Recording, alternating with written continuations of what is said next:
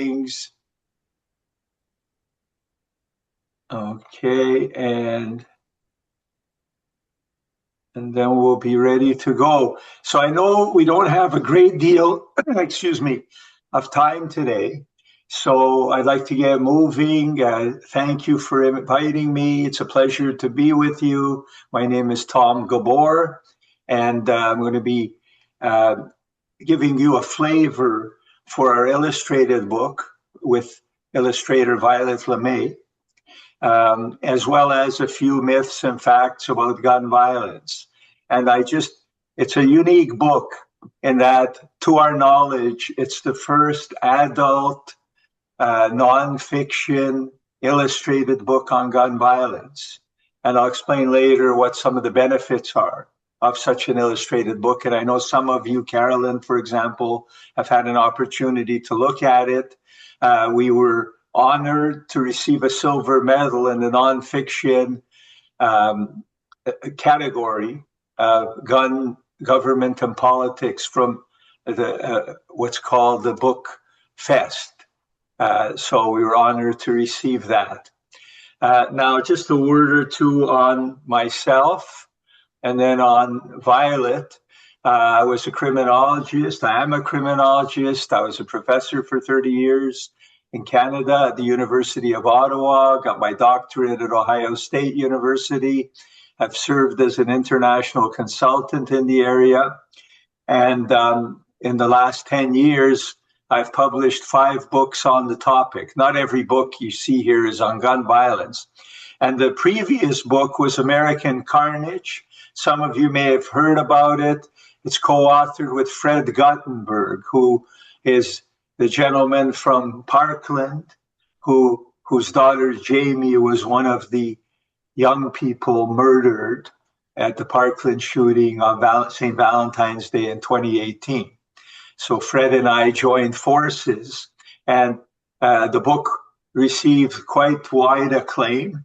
And we were invited to the White House under the previous administration, addressed the Democrats in Congress, and as well we had a media tour. And it was during that media tour, we were on Deadline White House and Andrea Mitchell at the time and Morning Joe and so forth, that Violet LeMay, an award-winning illustrator, noticed us, reached out to us, and from that emerged the collaboration, which culminated in the book, the current book, Gun Violence 101, which came out last year.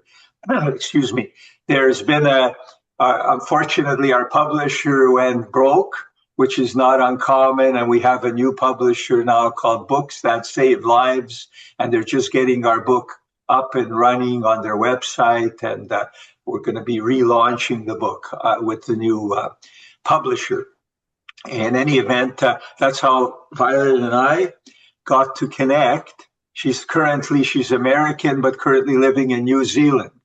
And she's been a children's book author and illustrator for the most part. But following the Uvalde shooting, you recall that in Texas, that horror, the worst mass shooting in a school, second to the one in Sandy Hook. She wrote a book that was a tribute to a 10-year-old victim of the school, Alethea Ramirez, who was an aspiring artist, and incorporated some of Alethea's art in that book. Last I spoke with her about this book, she had received 12 awards. So I've been very privileged to have the opportunity to work with Violet. She's not only an illustrator, all of the illustrations you'll see on the presentation today and in the book were by Violet, whether they're portraits, graphs, tables, and everyone is unique. So which makes the book more interesting. Every graphic is different, as you'll see. So it was a great privilege to join forces with Violet. Now, I'll start with, why is it that we feel an illustrated book is important? Well, first of all, neuroscientists tell us that visuals enhance or improve recall because a visual is stored both as an image and the descriptor that we use for the visual is also stored in the brain. So, for example, if we see an AR-15, some people might describe it as a rifle. Some people might describe it as an assault weapon. So both the visual is stored as well as the term that we use to describe the visual. And we all know a picture is worth 1,000 words. Why? Because the brain processes images, apparently 60,000 times faster than text. And images as well evoke a strong emotional response, much stronger than text. You'll recall some iconic images. I'm old enough to remember Life magazine. Maybe one or two of you recall that, with all the beautiful photographs and sometimes morbid, but and there are these iconic images like the young girl in Vietnam who was running naked down the road as napalm bombs were being dropped on her village. Or you recall when JFK was shot, he was in the arms of Jackie. Or when Martin Luther King was shot, you have all his aides pointing at the area of a neighboring building where they thought the shots came from. These iconic images are things that remain with us for a lifetime. So again, they can be much stronger than text and also more enduring to have images, to have visuals. And finally, another reason for illustrations is we find that fewer and fewer people read, especially lots of text. Our American Carnage was well received, but you have to be somebody who is willing to go through 200 or 250 pages of text, and not many people are willing to do that. We know that there are fewer readers out there in our society, so that we would like to reach more than the committed activist. Certainly activists are a prime audience, a prime market, if you will, for our book, but we're also wanting to reach people who are what we call low frequency readers, to expand the reach of the message. Now, excuse me, I'm battling a little bit of a cold, as maybe some of you are. During the Biden administration, Surgeon General Vivek Murthy, you'll note the illustration again. I'm amazed by Violet's illustrations and how much they resemble the person. So during the Biden administration, Vivek Murthy, Surgeon General of the United States, issued the first ever public advisory. So we have that in the beginning of our book on gun violence. So I'll just read it quickly. Firearm violence is an urgent public health crisis that has led to loss of life, unimaginable pain, and profound grief for too many Americans.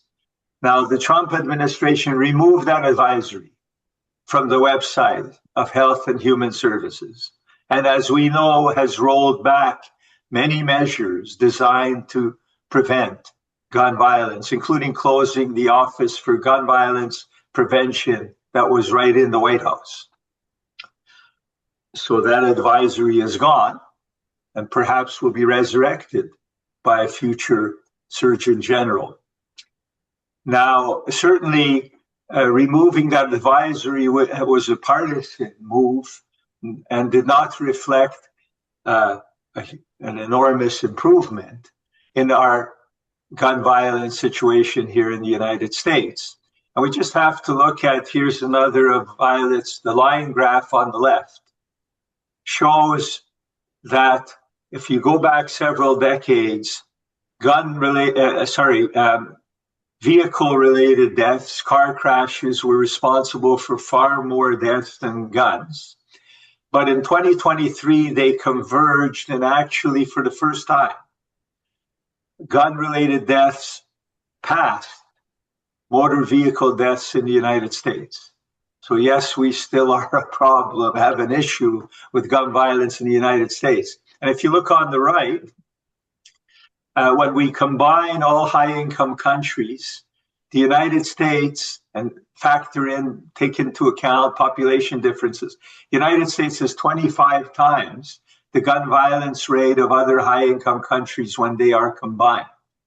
And what I did here in the table on the right is, first of all, you see some comparisons with other high-income advanced countries. And in the raw figures, you can see what an outlier the United States was. Here I have some older dates. In 2014, United States had close to 11,000 gun homicides. Israel, there were 81, Canada, 131, and so forth. What I also did in order to show the difference in the odds of being shot to death, this takes into account population differences because, of course, the United States has more people than Israel, Canada, Finland, and so forth. So I found that in the United States, each year, 1 in every 29,000 people are murdered with a gun. Now, if you go down that list, you'll see that in Germany and the UK, it's less than 1 in a million. So the odds are far lower that somebody's going to be murdered with a gun. And when you look at Japan, it's less than 1 in 10 million people who are murdered with a gun. So there's a direct comparison where you're taking into account population differences. So to make a long story short, we have much higher odds in America of dying from gunfire. And this doesn't include suicide and unintentional deaths by firearm. That would bring up the number to about 1 in 10,000 every year. So yes, we do have a problem. We're a major outlier on the global level. And just a few statistics here. The annual number of gun deaths, and this does include suicides and accidents, ranges in the last few years between 40 and 50,000. The last year for which we have data, 2023, there were 47,000 approximately gun deaths in the United States. Something that's often ignored are non-fatal incidents involving firearms.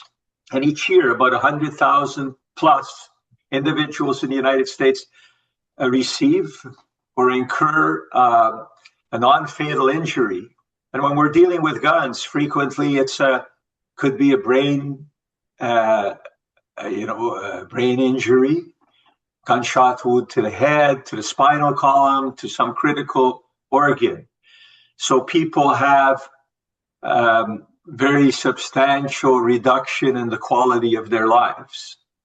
And one illustration of a non-fatal gunshot wound that ended up being fatal was Anne-Marie Hochhalter, who was shot in the Columbine shooting in 1999 and was paralyzed and died last year of complications from her injuries. So it's just an illustration of how enduring non-fatal injuries can be. And of course, this isn't even addressing the impact, the social and psychological impact on the family, on significant others, on a community. We saw that in Parkland. So many people, including Fred Guttenberg, left the Parkland area or Coral Springs and started a new life elsewhere because they found that everywhere they went, they were triggered. They recalled all these experiences with their deceased child, and it was just too painful. So there's often quite an exodus from communities that experience one of these horrors.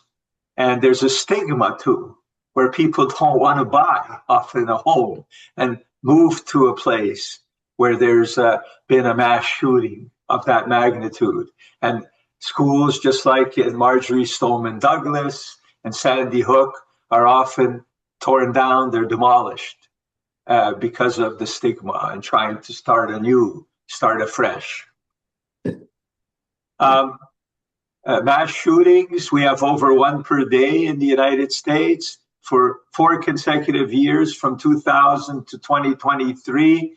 There were over 600 mass shootings a year in the US. It's gone down somewhat. It's in the mid 400s now, which is still high relative to 10 years ago and very high relative to other countries, many of which experience one or two mass shootings a year.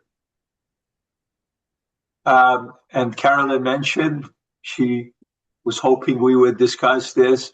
Guns have become the number one cause of death of children and teens under 20. Now, historically, it was car crashes and cancer that were responsible for the largest number of deaths of those under 20. But we've seen a dramatic increase in the United States in daily gun carrying, as well as a larger percentage of gun-owning households that keep guns loaded and accessible in the home. And that creates dangers for young people, both in terms of the danger of a suicide on the part of a teen, or a deadly accident, often including young children. Now, if we look at the graph, we see, or the table really, we see that in column 1, so it is the United States is the only country of comparable countries that I have here where gun deaths are the number one cause of death. In all the other countries, it's either cancer or car crash. Then you go to the third column in Canada and Switzerland, gun deaths are the third leading cause of death among children and teens. And then some countries it's the fourth, other countries it's the fifth leading cause of death. But only in the United States are gun deaths the leading cause of death among children and teens. So that should be sobering and should lead us to wake up and deal with this issue, certainly motivate those of us who are active in this issue. Now, you would think we'd reach an inflection point because half of all Americans, specifically 54%, according to Kaiser Health Foundation, found that 54% of Americans have a personal connection with gun violence, that they have been intimidated or shot with a gun. A family member has been shot or they witnessed a shooting. So you think that would motivate us to make some significant changes in dealing with gun violence. Teens and young adults in a psychological survey a few years ago reported that their number one fear or concern was of getting caught in a mass or school shooting. That was the number one stressor, number one thing that kept them up at night. We're also finding that an increasing number of Americans indicate that they avoid or consider avoiding certain spaces due to the fear of gun violence. A third, according to a Harris poll, third of us consider avoiding something like a crowded mall or a crowded movie theater or a market because of the fear of gun violence. So it's certainly top of mind for many Americans. It's an important issue, critical issue. Now, why is the U.S. a global outlier? Well, we have exceptionally high gun ownership levels. In the United States, we have approximately 120 guns for every 100 people. So we have 340 million Americans and over 400 million guns. That doesn't mean every American owns a gun. Some people own multiple guns. So compare that 120 guns for every 100 people. In Japan and Indonesia, there are fewer than one gun per 100 people. So we have about 120 times, if taking into account population, 120 times the gun availability as Japan and Indonesia. So we have exceptionally high gun ownership levels, the highest stock of privately held guns in the world. We have 5% of the world's population, but close to half of all privately held guns in the world here in this country. We also have permissive carry laws. That's sometimes overlooked. The comparable countries have far stricter rules and laws in relation to carrying guns. In Canada, for example, you need a special license to carry. You either have to demonstrate that you have an occupation that's risky, where you're taking, for example, proceeds from your business to the bank, and you need to protect yourself from possible robbery, or you need to prove to authorities that you're facing an imminent threat to your life and that law enforcement can't protect you. So these are special circumstances. So in all of Canada, population 40 million, there's maybe a few hundred people who have a special license to carry a firearm for their own protection. Another difference between us and other countries is the lack of a national safe storage law. If you look at countries like Germany, guns in Canada, in the United States, neglected to say, there are over 5 million children who live in a home where you have a loaded gun that's within easy access, that's not locked up, that's not stored. In Germany, it's a requirement, as an example, it's a requirement to store guns in a locked container or separate from ammunition. And you have to prove to authorities in applying for a gun license what your storage measures are, show photographs, and that in the event of a crisis, the authorities can make unannounced inspections of people's homes.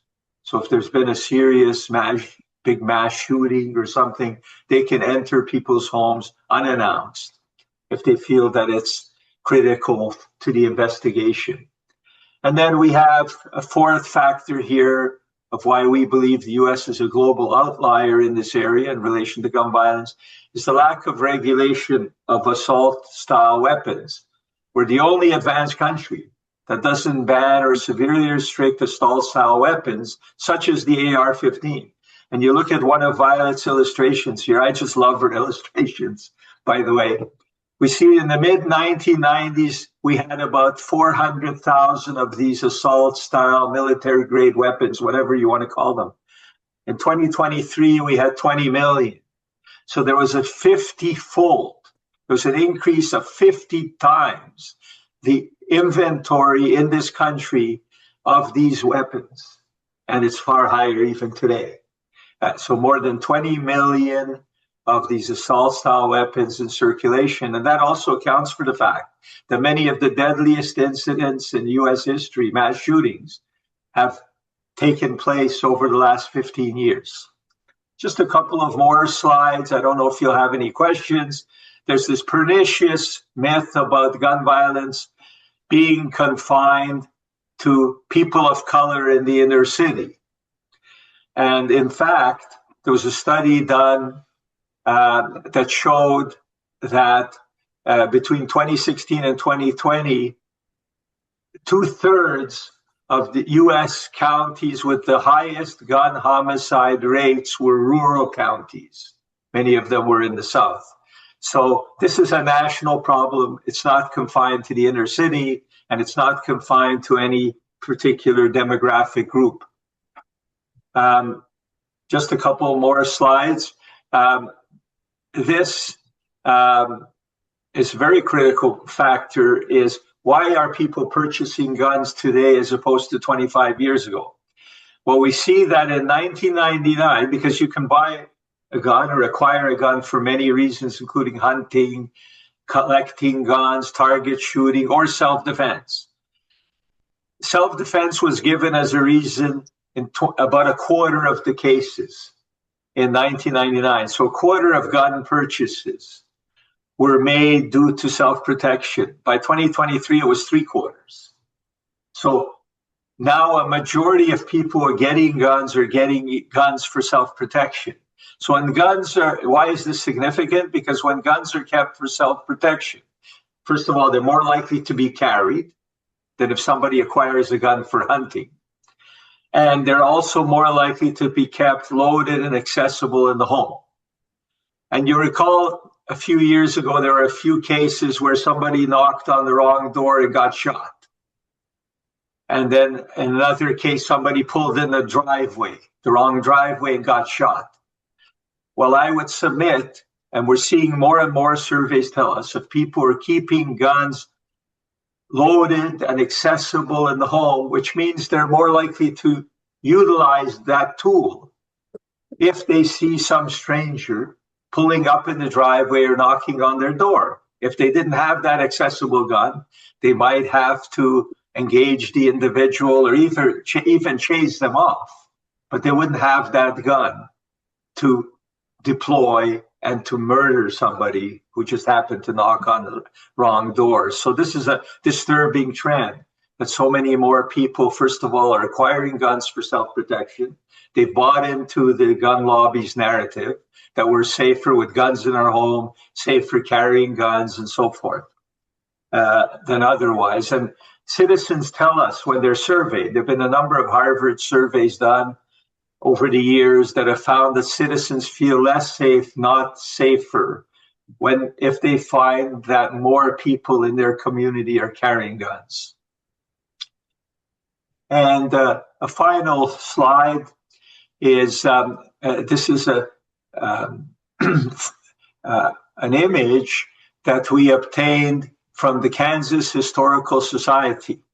There's this myth that the U.S. had loose laws in history. We talk about the Wild West, that we had virtually no gun regulation, and that we're departing from that today and putting all this stress on owners and all these requirements on owners. In fact, this was an image from Dodge City, which was considered to be one of the deadliest cities. And actually, there were 1 to 2 homicides a year in Dodge City. Shootouts were almost unheard of. And many Western towns, including Dodge City, prohibited gun carrying, or at least bringing guns into saloons and other such venues. And if we look historically as well, from the mid-1800s to the early 1900s, 40 states banned or restricted the carrying of firearms. And today, every state allows concealed carry. And 45 out of 50 states allow the open carrying of firearms. So this myth enables people to make that argument, well, this is the natural state of America. We didn't have gun laws in the past. In fact, there were some very strict laws compared to today, as well as strict laws during the Revolutionary period, when people were required to display, often go to the public square in these musters and show the authorities what guns they had, so that these guns could be seized in the event of an attack, and could be used by a militia. So actually, there was some strict gun regulation historically, and in many ways, we're loosening gun laws now. We're allowing carrying in every state, and an increasing number of states no longer require a permit to carry. So people ask, where can you purchase this book? Barnes & Noble, Amazon. We always encourage people to try to buy from independent bookstores, which can order it for you, as these are disappearing. And as far as our coordinates, please feel free to reach out to Violet or to myself. We have our websites here. We're available on social media. There's a lot more myth busting and facts and illustrations in this book. We welcome hearing from you. And also, if you do like this book, we would certainly ask that you rate it on Amazon or some other bookseller site. We would appreciate that. And so thank you for your time. I don't know if we're completely out of time. I'm available for questions, whatever you would like.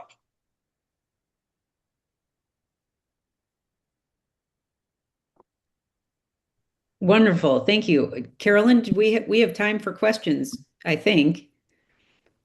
Do you agree? All right. Well, I think we do have time for questions.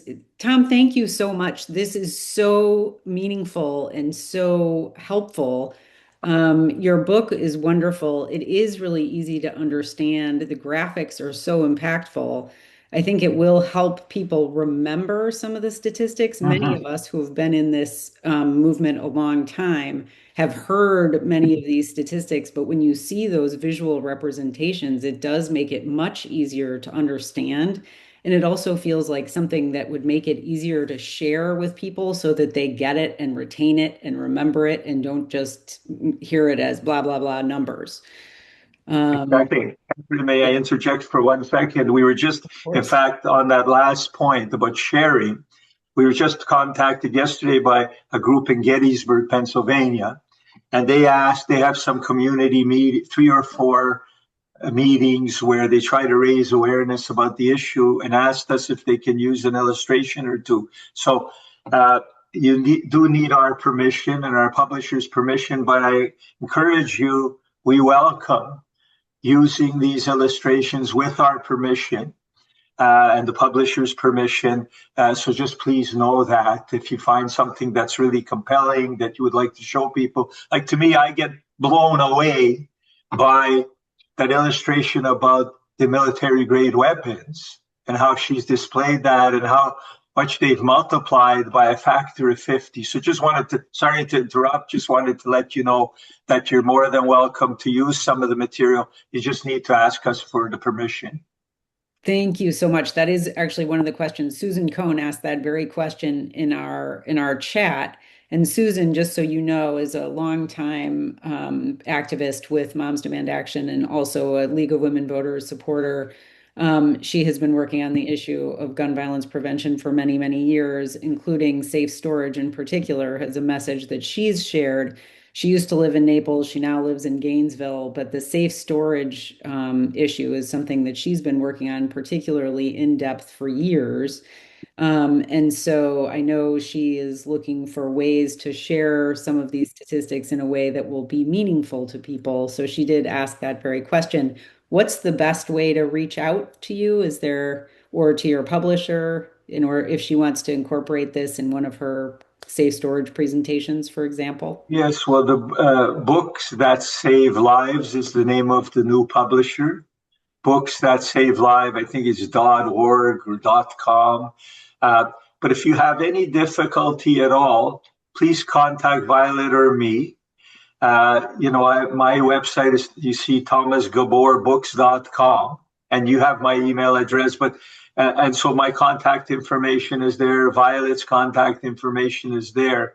I think the protocol for us is Violet gave her permission yesterday, but because we're just getting going with the new publisher. But I think the protocol for us is make sure the publisher is also on board because they share the rights with us.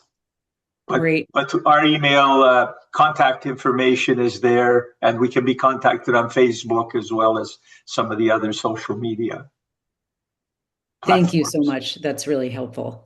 And Welcome. if does anybody else have any questions? Uh, For- First of all, Tom, thank you so much. That was a really great overview of the issue.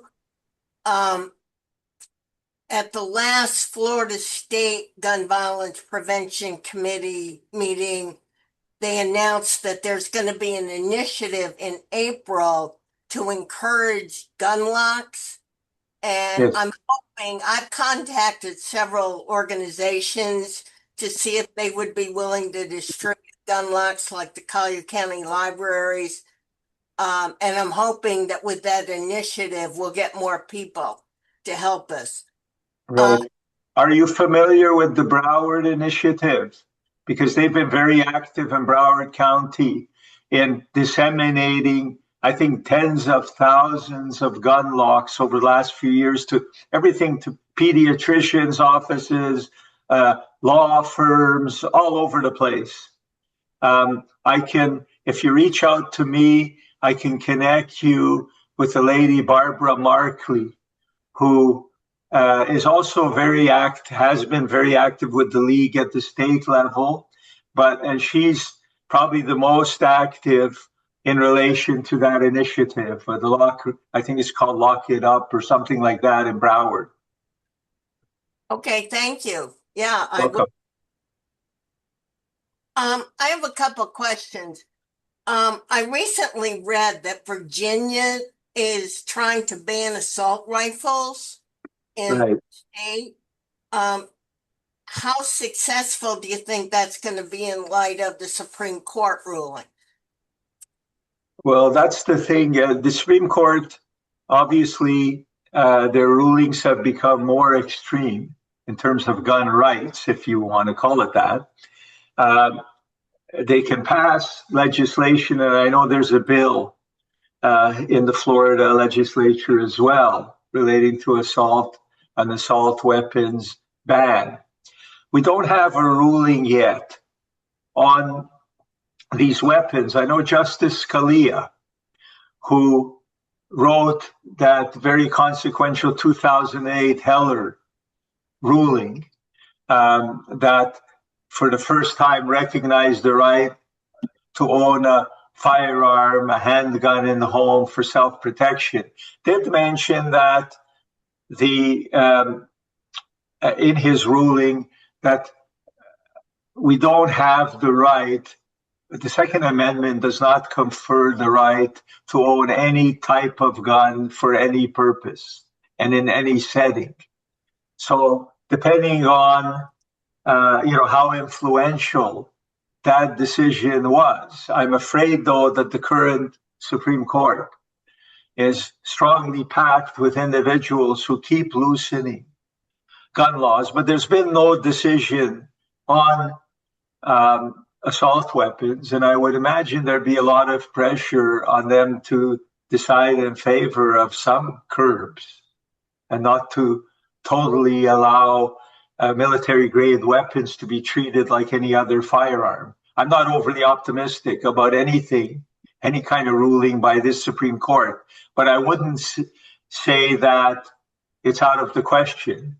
And the only way to test this, we can't resign ourselves to not advancing the cause of gun violence prevention. So I think they're doing the right thing in Virginia and put this to the test with the Supreme Court.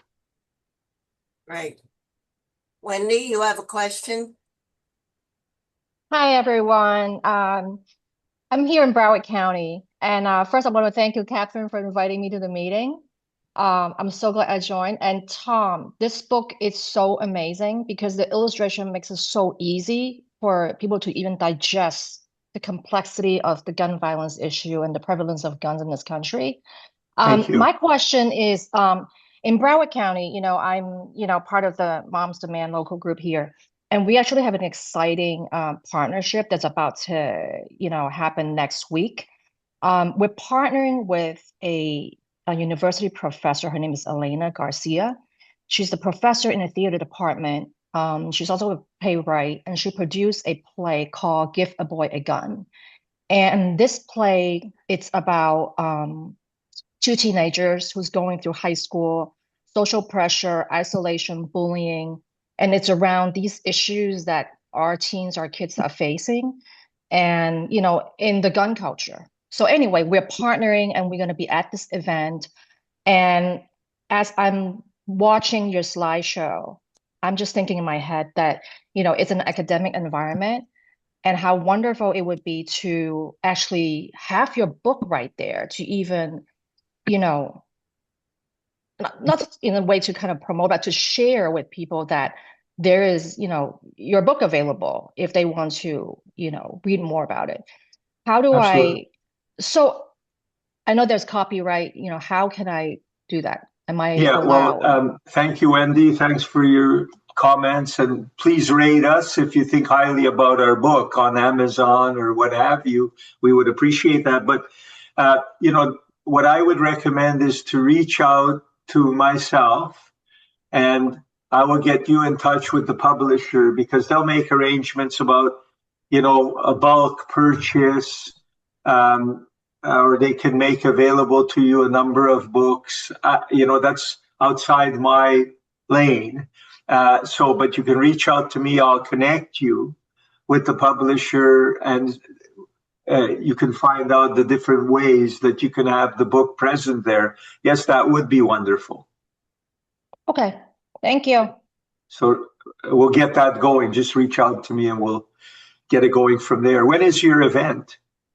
It's actually next Thursday to Saturday. And Okay, so that, basically it would be great to, I always have resources on the table, yes, I'm planning to put a one pager out to tell them about issues of gun violence, maybe some statistics, but having a book there, people could flip through knowing that a book exists like that they can go on and buy. But, sure. of course, just putting on the book on the table, I don't know how copyright, how that affects, So, Right. Well, we got to move quickly on it. So reach out to me. We'll see what we can do. It's very short, period of time. mhm. But we'll see if we can get a book there in time for this event. And good Okay. luck on the event. It sounds really interesting, and I would, in our email exchange, I'd like to get some more information about this play. Sounds fascinating. Sure. Catherine, can you drop the email in the chat or should I go to the website? It's just T Gabor author, TGABOR author @gmail.com.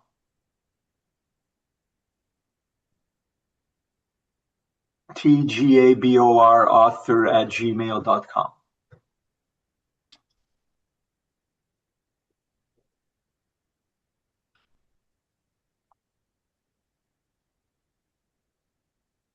I have another question. This is probably stupid, but can you think of any ways that we can overcome the influence of the gun lobby and gun manufacturers in promoting the sale of guns, especially assault rifles? Well, campaign finance laws would go a long way, to restricting the influence of money on elections, big money. But I think for example, the gun lobby's strength has been more than the amount of money they contribute to campaigns, but rather their ability to mobilize their membership, who are often single issue voters, and they get more involved in political action, in reaching out to legislators and so forth. So they've been very effective in their ability to mobilize and to create fear, among those who are running for office. So, I mean, that's certainly one way, but what we try to do is counter their narrative.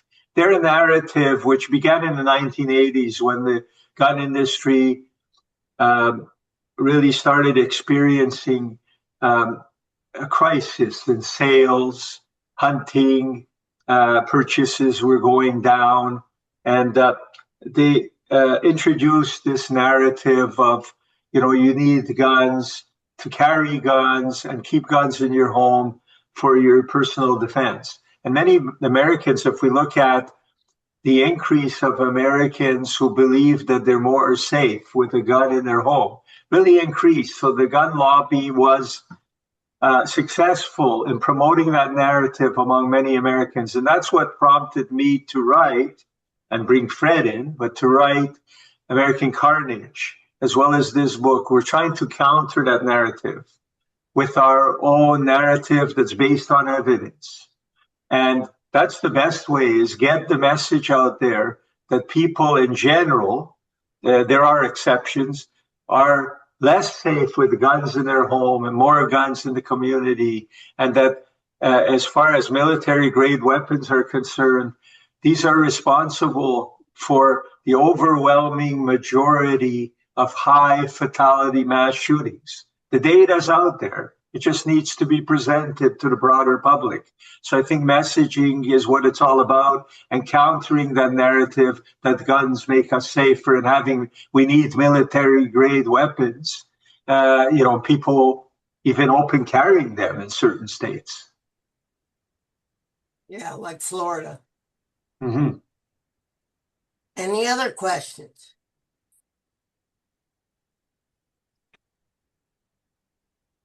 If there aren't any other questions, I'd love to transition from that question into what is happening at the Florida legislature now. Yes. Raise your hand if you've got any more questions, and otherwise I'm going to transition to that just brief update. And And may Tom, I take your leave at this point? of course, Thank Yeah, you so I've much. got an 11 o'clock call, so I must go, but thank you for this opportunity. Please reach out anytime for permission or with comments, feedback, and look forward to seeing you all again. Thank you, Tom. thank Thank you you so very much for much. joining us. This was terrific. Appreciate it. Thank you. So, just to follow up on that question of what can we do to counter the gun lobby? Many of you I know have participated in this work. Thank you to everyone who has called your legislators, emailed your legislators, participated in this effort to counter the NRA, to counter the gun lobby. Susan had pointed out there's only one NRA. And I kind of commented that, in fact, the gun lobby does have multiple organizations as well. We see them in Tallahassee. When we were there, I was there with Moms Demand Action recently for the Advocacy Day, and we saw Florida Carry was there at the time, the same day that we were. We also do see the National Shooting Sports Foundation taking action on this. Gun Owners of America is registered as lobbyists on some of the bills that are pending in front of the Florida legislature now. But I just wanted to give everybody a quick update about what's happening because this year we've seen a number, as we do most years, but a number of gun lobby backed bills where one or more of these gun lobby organizations are lobbying on behalf of multiple bills that would really take us backwards, that would repeal the Parkland bill. Some of them you probably have heard of, and others you may not have yet. But there's a bill pending to lower the age to purchase firearms from 21 back to 18. There's a bill pending to repeal risk protection orders, also known as red flag laws. There's a bill that would expand the Guardian program to college campuses. And then there's a bill, the one that maybe is the most recent, or at least the one that I heard about most recently, is to provide additional liability protection to gun manufacturers. So I just wanted to very quickly give an update about the status of all of these bills. Um, so everybody knows kind of where it stands. And HB 133 is the bill that would lower the age to purchase firearms back to 18. That bill has passed the Florida House and it passed overwhelmingly by a vote of 74 to 37. It's currently before the Senate Rules Committee, which is chaired by Senator Passidomo. For those of you who are here in Collier County, it would be great if you reached out to Senator Passidomo to let her know that you're opposed to this bill to lower the age to purchase firearms. Um, in addition, HB 6029 is the bill to repeal the risk protection orders. There hasn't been any action taken on this bill yet. It's currently before the House Criminal Justice Subcommittee. But I pointed out just because that is another proposal that would really repeal the bill that passed after Parkland. And it was introduced by the current majority leader, Representative Soroy. Fortunately, this is his last year in the Florida legislature because of term limits. But there is definitely concern that the gun lobby will get somebody else in leadership to introduce that bill again next year. The bills that I think are currently the highest concern that we are likely to see pass this year without significant pushback. One of them is HB 757. It's called the School Safety Bill, but one of the significant things it does is it expands the Guardian program to allow professors and college staff to carry firearms on college campuses. And this is the Senate version of this bill, SB 896, was introduced by Don Gates, who's Matt Gates's dad. So that bill, the school safety bill, has actually already passed three House committees, and the full House is expected to vote soon.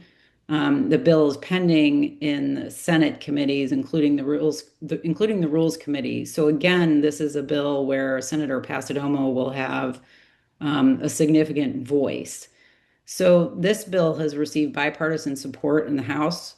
Before we started raising objections, I'm grateful to anybody who has already reached out to their Florida representative or to Senator Passidomo, or if you're in a different area, if you're in Gainesville or Broward, to your Florida senator. Um, Everytown for Gun Safety sent an email yesterday asking Florida legislators to vote no on this bill. I'm actually going to drop that in the chat. If anybody is able to take action on this bill, it's one that is relevant, very relevant now. So I just dropped that into the chat. And then the bill that is expanding immunity from lawsuits for gun manufacturers, that's HB 1551. And that bill has also passed two House committees, and the House is expected to vote soon. It's pending in the Senate, again, including before the Rules Committee. So they did make an amendment to this bill that looks like a modest improvement where they clarified that there's no immunity for design defects, but it is still definitely a concern. So if you have time to reach out to your Florida representative, your Florida senator, I will share an email from Kristen Zeman, who was with us previously, and for anybody who was at the the Collier County League of Women Voters lunch meeting most recently. She spoke and did a fantastic job. She highlighted all of these issues in an email, and I will share that with our list here, just so you have it if you're able to reach out to your representative and Senator Passidomo just to ask them to vote no on all of these gun lobby bills. That would be fantastic because they are still pending and several of them are moving. Yeah, one more bill you might want to talk about is Senate Bill 1334. And I don't know that number off the top of my head. What's that one about? It's House Bill 991, and it's the bill to require documentary proof of citizenship. And it's currently before I think, Senate Appropriations Committee on Transportation, Tourism, and Economic Development. This morning, they're having. Yeah, hi. Yeah, it's being this morning. It's in its like third committee right now, and it's been passing along. And what it does is currently the current criteria we have is good for all eligible Floridians. This additional layer of red tape where you have to prove documentation such as birth certificates, passports, it's expensive, hard to get, and people may drop off of the voting roll because of this red tape. So it is something we've been focusing on as well. But I think it was this morning. It was scheduled for this morning. Thank you, Tina. Thank you, Catherine. That was very, very helpful. My pleasure. Any questions or comments? I thought time was great. Yeah. Tina, go ahead. Just to comment, I deal with people and because of our restaurant and majority, we've been very friendly with, and people that I like and I talk to on so many levels are gun owners, and a lot of them are like hit this doomsday that they have to be prepared for the apocalypse. One guy, Steve, he says, "Oh, it's the bullets you have to own." I mean, and I talk to them. I try not to, to be respectful, but it is a mindset that is very difficult. And these are people that I know, I eat, and I don't know how and they look at people that are advocates for gun as, uh, not with it. I mean, it is so ingrained in them. And I don't know. I think people have grown up because and you're right about the gun ownership, thinking about it because we are all surrounded by guns. Sometimes I'm thinking maybe we should own a gun. We've never, it it's a culture that is so, especially in the South, especially in Florida, in light of that's why I wanted to come on the call to just understand because I face it, in conversations with people, regular conversations. Yep. I think you're absolutely right that it's a cultural issue. And there isn't any law that we're going to pass that's going to Mm-hmm. change the culture.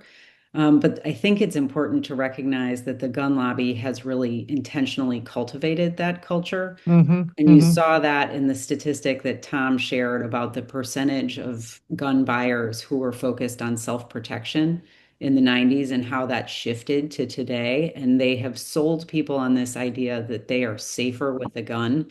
And it's Mm-hmm. a lie. You buy a gun and you are actually less safe than if you didn't Mm-hmm. own one, right? But they've sold that lie because it's profitable. Yeah. And so I think there are a lot of our friends, neighbors, many of the people who are the most that are the most sold on this concept of gun ownership as a means to protect themselves and their family. Mm-hmm. The good guy with the gun. Yeah. They've just the gun lobby's marketing has been tremendously effective. It's also untrue. And it would be very hard to convince people who have lived with that Mm-hmm. marketing for so long that it is untrue. But that's kind of the challenge before us is to share some of these facts, right? Tom gave us Yeah. some graphics that I'm really glad to have those, really. yeah, but I've been doing this for 12 years, right, since Sandy Hook. And there are days where it just feels hard to combat the gun lobby narrative because so many people believe it. Mm-hmm. But you look at the numbers for me, one of the graphics you shared that's the most impactful. I mean, we've heard that the US has 25 times higher gun homicide rate than other high income countries. Well, those are numbers. But then you really think about that and you're like, his chart, I mean, it's like just the sheer numbers of people who are killed by gun violence and injured. His point about the number of non-fatal shootings as well is very meaningful. But the number of people who are killed in this country from firearms every year is staggering. And when you look at what's happening in other countries, that people don't get shot in other Mm-hmm. countries Mm-hmm. anywhere near at the levels that we do. And it's because of our culture where we've embraced this and we've embraced the gun lobby lie in a way that's clearly very harmful to us. But that's our challenge, right? Everybody who's here Mm-hmm. and on this call, that's our challenge is to share the truth of it. Oh, and now we're triggering lots of other questions. And Janet Hoffman, you want to share your thoughts on this subject? I just want to remind people that um, as as we just had Daryl Davis come speak, that getting out of our bubble and talking to differently minded people, if we do it in the Mm-hmm. right way, can be very effective. And Mm-hmm. so many applause to Tina for talking to others.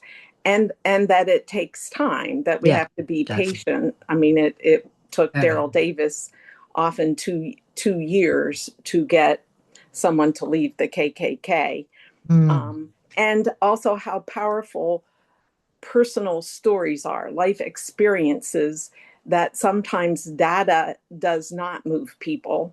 And in fact, sometimes data can make a person even stronger in their current beliefs, that our brain is meant to protect us, and new data can create triggering or in a sense of, oh, I need to be protected, and it can turn people off. Although I frankly think the illustrations and the way the data is Yeah. presented is much more compelling. Um, but telling our brain was made to connect with other people and to hear stories, life Yeah. stories. And so even if it isn't your own story, but a story you've heard, or Mm-hmm. you know about, is much more powerful than data. And And Yeah. and then after stories, then comes values and talking about what you value and asking them about what they value in terms of freedom, respect for other people, and yes, safety. But yes, they, as you've said, they think guns provide safety. Safety. But but it's talking, and there is different organizations, but I know Anat Shenkar Osario takes issues and gives suggestions as to how to communicate about them. And she talks about starting with values, and she does research with her. She's done campaigns around the world on issues and has been very successful, and makes short little video clips, which she then researches and shares the ones that do well.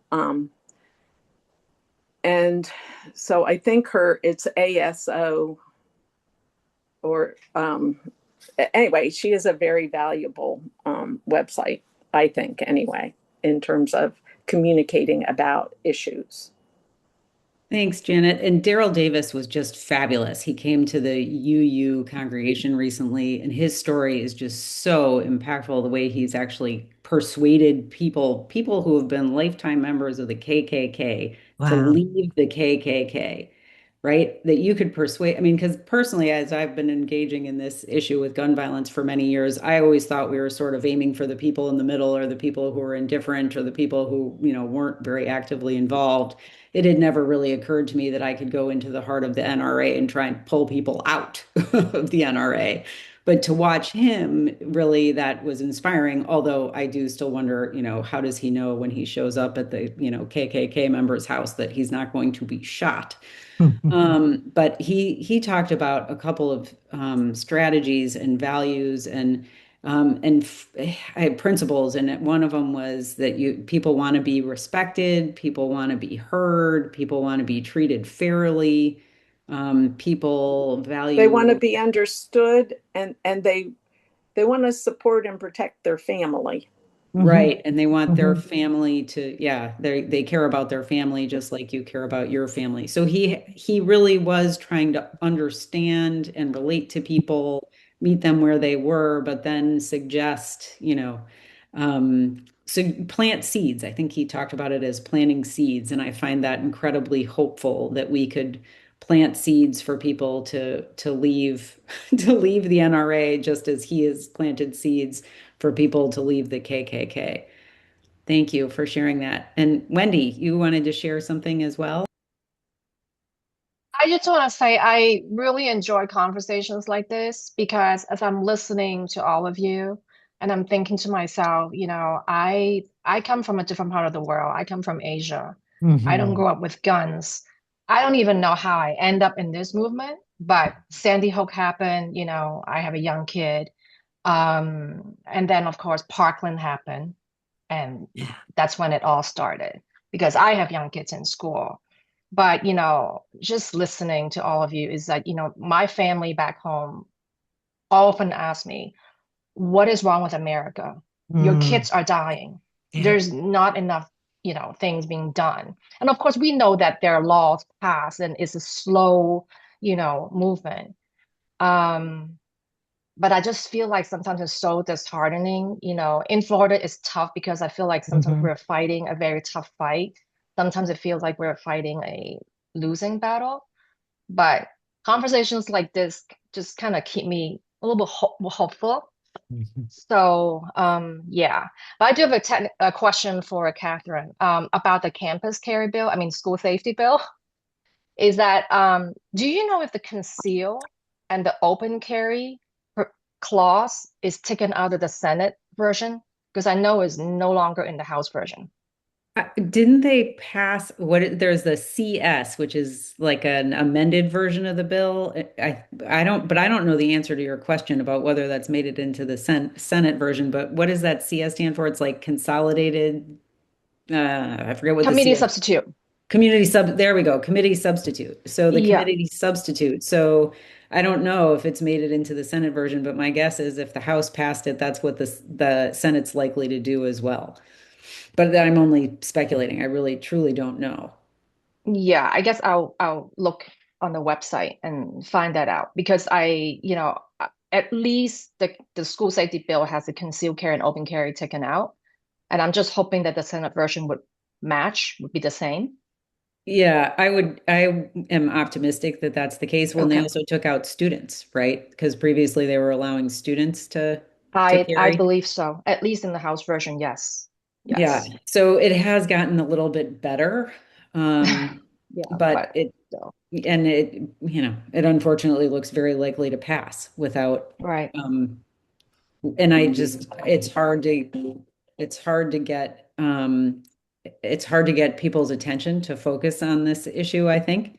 There's Mm-hmm. so much happening all at once. But for anybody who has the time to answer that email prompt, that would be great. Anybody who has the time to call Senator Passidomo, I think the calls really do make a Mhm. difference. So I will share by email I mentioned Kristen Zeman's email to Senator Passidomo, which was fabulous.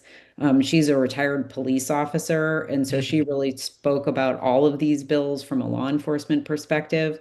And she talked about it from a public safety perspective. And she really did address this, the big picture, which is the gun lobby is pushing these bills, all of them, for profit. And they're putting Mhm. profits over people's lives, Overrides. people's safety.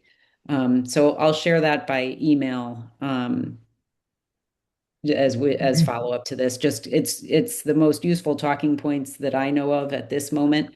And I'm hopeful that some of it has already made a difference, right? Some of the objections that we've raised, I think, have made it into the House bill, both for the school safety bill and the immunity bill as well. We saw some improvement in that immunity bill, just by taking out design defects as something that would be immune from lawsuit. So, keep up the good work. We are making a difference. I know the hardest part about this work is keeping faith that our legislators are even listening.